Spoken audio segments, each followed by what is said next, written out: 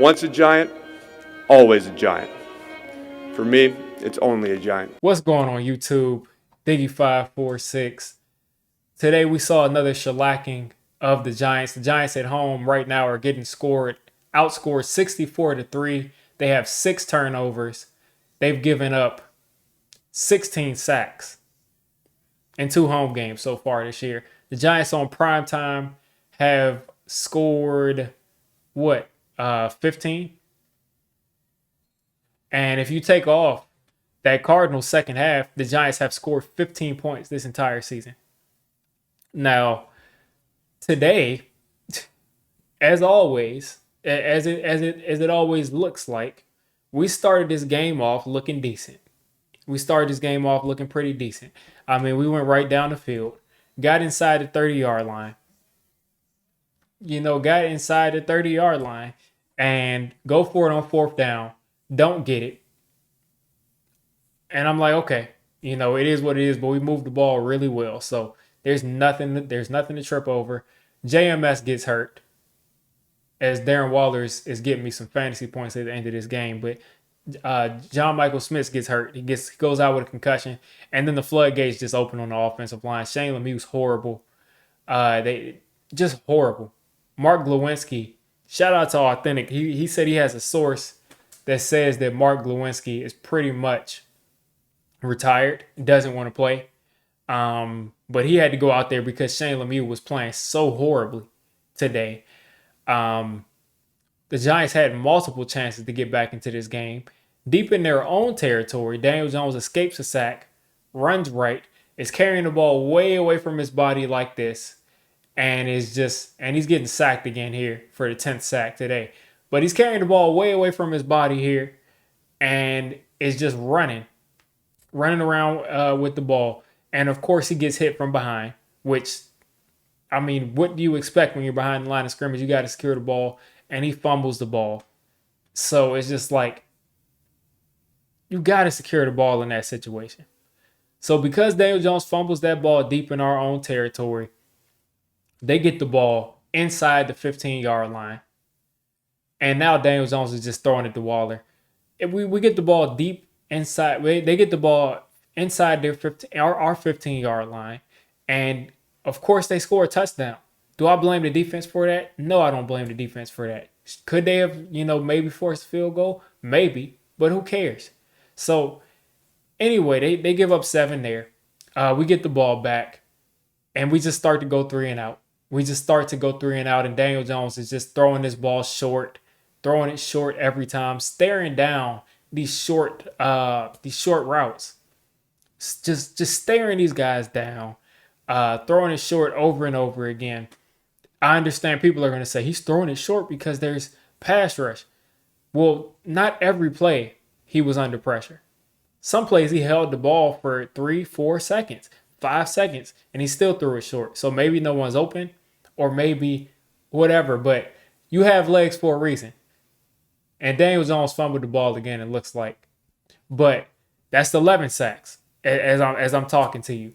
But either way, it just the offense was not able to get anything done. The defense is fighting. They hold Geno Smith. They knocked Geno Smith out of the game. Geno Smith ended up coming back, but they knock him out of the game. And what you see is pretty much Geno comes out. Drew Lock does not look good. Misses like 4 wide receivers open. And then hits Noah Fant in the flat. Noah Fant runs 50-something yards. Breaks 3 or 4 tackles. And the defense gives up a touchdown. That's the only touchdown that I'm going to give up. That I'm going to say the defense really gave up right there. And now Kenneth Walker is breaking all types of tackles. But it is what it is right there. But that touchdown is what I'll say the defense gave up. And other than that, the Giants had the chance driving down the field after a 15-yard face mask, and we got the ball at our own 40. After a 15-yard face mask, we're finally at 1st and goal. It looks like we finally got something going on. And Daniel Jones drops back, stares down the left side of the field, stares down Paris Campbell, waiting for him to make a move, throws it to him. looks like a miscommunication between the two, and it's a pick six. And yes, there was a miscommunication, but also you're throwing a ball in traffic there on the goal line. I don't think that's a good idea. Reason I don't think that's a good idea is because not anything good can come from throwing the ball in traffic in the red zone anyway. So even if Paris Campbell catches this ball at the 2 yard line, who cares? Because the ball has a very high chance of, if Witherspoon didn't intercept it at first, the ball could have got tipped up in the air and then intercepted. So either way, it was a bad decision. And that really took the air out of the Giants completely. So could have been 10-14. Instead, the game ended up being 21-3. So that's a 14-point swing. I'm not doing math right now. I just can't do it right now. So whatever point swing, that's what it was. And instead of it being 10-14, it ended up being 21-3. And it just kind of just unraveled from there. At that point, the pass rush came loose. It doesn't matter what NFL team you're playing. Against this offensive line with Josh Azudu, whoever at left guard, Shane Lemieux, Mark Lewinsky, Ben Bredesen at center, Marcus McKeithen at right guard, and Evan Neal, who at this point I'm ready to just call it on him. Evan Neal playing right tackle. You're not going to be able to get anything done. It doesn't matter what team you're playing. If they know that you have to pass the ball, they're going to fire out of their stance every time attacking a quarterback. And we just couldn't block them. We just couldn't block them. That whole right after you threw that pick six, and they knew it was completely over, and we were out of that game. They just unleashed the pass rush, and there was they just couldn't block. So anything after that was completely done. Brian Dable looks very, very, very displeased with Daniel Jones. Daniel Jones looks displeased with Daniel Jones and the offensive line. I've never seen Daniel Jones as visibly angry as he was today on the sideline looking at the tablet. I mean, just shaking and breathing hard with anger. I've never seen that from him. So maybe he has to look at the tape and he has to, he's going to get better. But I don't know because he doesn't look good at all. And I will say, even on the broadcast, I saw him miss Hyatt a couple of times. One was the underneath throw to Paris Campbell that got dropped for Rick Willen to catch that interception. One was there. Hyatt was behind on Rick Willen because he was cheating on that underneath route because, by the way, Daniel Jones threw the ball over 10 yards 2 times today.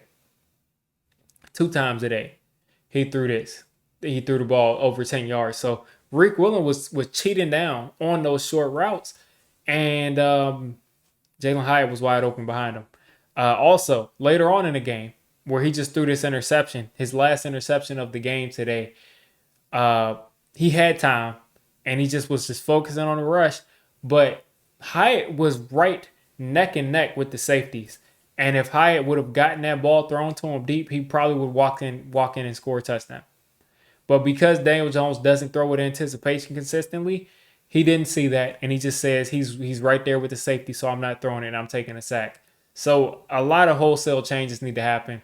15 points in 4 weeks, if you take away that 30-something point second half against the Cardinals, and I can add it back, 46 points in 4 weeks is averaging what?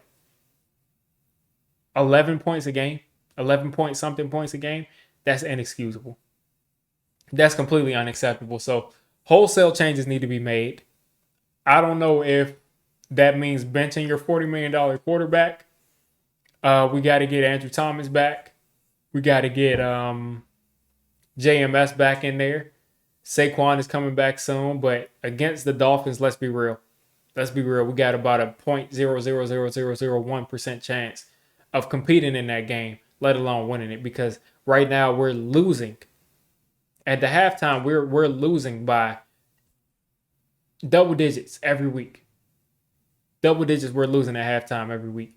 I just have not been as disappointed and disgusted with what I've seen through 4 weeks. I mean, these games are literally like the worst games of Eli Manning's career with horrible offensive line play. These are the worst games of Eli Manning's career. And we're seeing this every week now. So the Dolphins defense is much better than the Seattle defense. The Bills defense is much better than the Seattle defense. So let's see what we can do there. Let's see what we can do there. Because right now it looks like we're going to be fighting for that number 1 or 2 pick. And I was a guy who said let's hold off. Let's really hold off and say make sure that we get through 4 weeks and we play teams that are supposed to be in our weight class, which is the Seattle Seahawks. They were supposed to be in our weight class.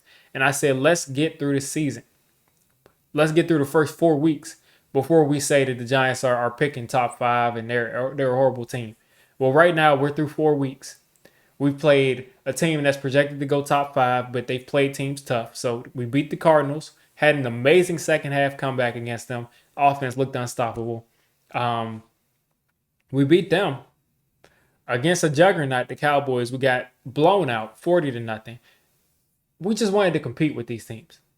But we got completely blown off the field against Dallas. We got completely blown off the field against the Cardinals the first half. And against the 49ers, we played with them for 3 quarters, but the offense never really woke up. So this is literally the worst I've ever seen an offense look this far into a season. And I just don't know what to do. I don't know what to say from this. The offensive line is bad. The quarterback's playing bad. He's missing reads all over the place. The defense can't tackle. But today, like I said, I'll give them props because they probably gave up 7 points today. Without all of the extra stuff, they probably gave up 7 points. So, I don't know what the solution is here. I don't know if it's just getting through this season and just blowing it up because I do believe that Brian Dable is a good coach. But we got a lot we got to figure out. We got a lot we got to figure out here. But you guys, I would say enjoy your week, but knowing that you have to watch this team play again next week is just very, very, it's upsetting. But I'm gonna go ahead and get out of here. You guys try to get some sleep and go to work tomorrow and go to school tomorrow with some sort of pride.